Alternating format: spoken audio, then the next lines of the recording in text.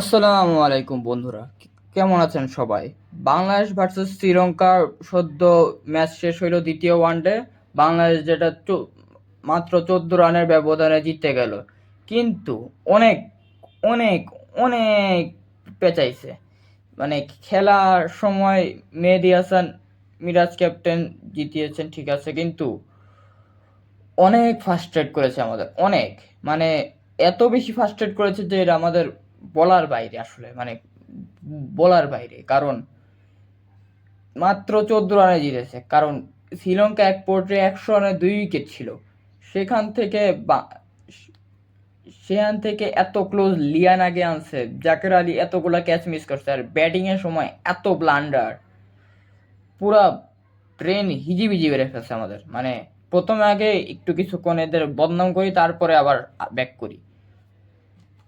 প্রথমে স্টার্ট করি তানজিদ তামিম। ভাই, তোমার কেন ওই অফ স্টাম্পের বাইরের ওই চেজিং বোল্ডারে বাইর করতে হবে? হ্যাঁ, মানে কেন? এরপরে নাজমুল শান্ত, ফর্ম খারাপ, আবার আউট, 74 রানে 2 উইকেট। এরপরে ইমন 101 রানে 3 উইকেট। ইমন 69 রান করেছেন, ভালো ব্যাটিং করেছেন। বাংলাদেশের ওপেনিং স্টারটা ভালো হচ্ছে।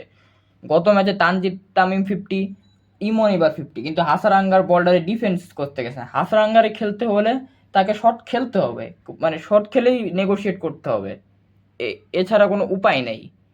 মানে হাসারাঙ্গা এমন একটা বলার, যারা শর্ট খেলেই আপনার রান করতে হবে, সেটা আপনিও সব জায়গায় দেখেন, সবাই শর্ট খেলেই রান করেছেন। এরপরে মিরাজ শর্ট বলে আউট, মানে মারতেই হবে তার। এরপরে তাওহিদ জাকের আলী তো আউট হয়ে গেছেন, মানে একটা স্লোয়ার কাটার বলে 23 রানের মনে হয়। শামীম পাটোয়ারি ব্যাটিং ভালো করছিলেন, অনেস্টলি অনেক ভালো ব্যাটিং করছে, কিন্তু শর্ট বলের বল পায়া মারছে। মানে মানে সবাই উইকেট রীতিমতো বিলাই দিয়েছে। এরপর হৃদয় আর সাকিবের রান আউট। তবে সাকিব সেরার জন্য, তানজিম সাকিব সেরার জন্য পরে 33 রান করেছে, যেই 33 রানটা অনেক ভাইটাল ছিল। মানে ম্যাচের কনটেক্সট অনুযায়ী সেই 33 রান অনেক ভাইটাল ছিল। আমাদের পেস বোলাররা মার খেয়েছেন প্রচুর, মুস্তাফিজ বলি, তানজিম বলি, হাসান মাহমুদ বলি, কিন্তু শেষমেশ বোলাররাই ম্যাচ জিতিয়েছেন।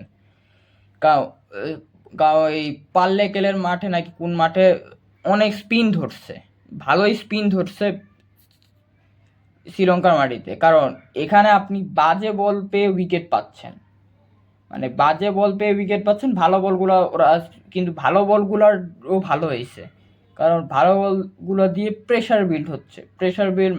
শামীম, মেহেদি, তানভীর, তিনজনই, আর এই সবাই ভালো বলগুলো দুর্দান্ত বোলিং করছে। আর মুস্তাফিজ স্পেশালি ডেথের দিক দিয়ে lethal, lethal asset.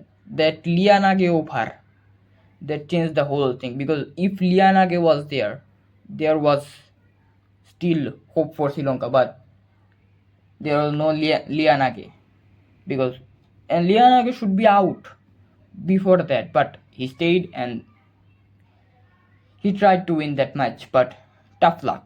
But yes, it is what it is.